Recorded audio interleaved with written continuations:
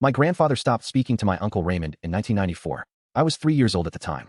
I grew up hearing Raymond's name said the way people say the word weather, flat, with no interest behind it. Nobody ever told me what happened.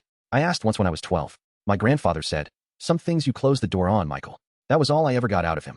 Grandpa raised me after my mom moved to Oregon when I was small. Just him and me in a little house with a big backyard full of vegetable beds. He taught me to grow tomatoes. Real ones, not the hard red things from the grocery store. He'd show me how to pinch off the suckers and tie up the vines with strips cut from old t-shirts.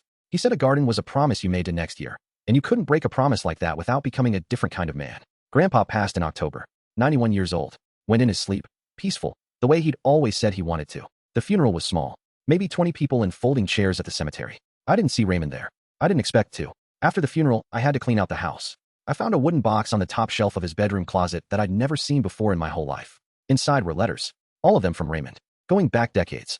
The oldest was postmarked 1995. The newest was from August of this year, just 2 months before Grandpa died. Raymond had written my grandfather every few months for almost 30 years. My grandfather had never written back, not once that I could find, but he'd kept every single letter Raymond sent, arranged by date, rubber banded together in groups of 10. I sat on the floor of that closet and read them all. Raymond apologized in the very first letter for something involving money and a business deal. He said he'd been wrong. He said he wanted to make it right however he could. In the second letter, he apologized again. In the 10th, he stopped apologizing and started just telling my grandfather about his life.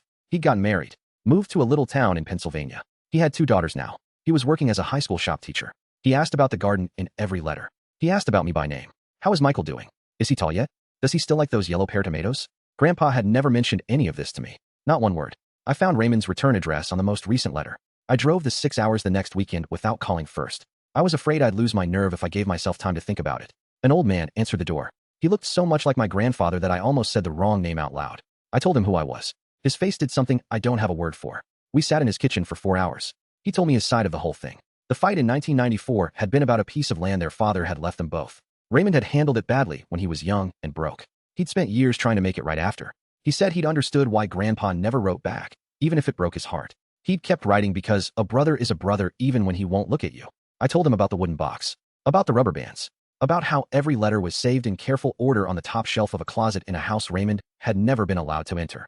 Raymond put his head down on the kitchen table and cried like a child. His wife came in from the living room and put her hand on his back without saying anything. She looked at me and said, 30 years.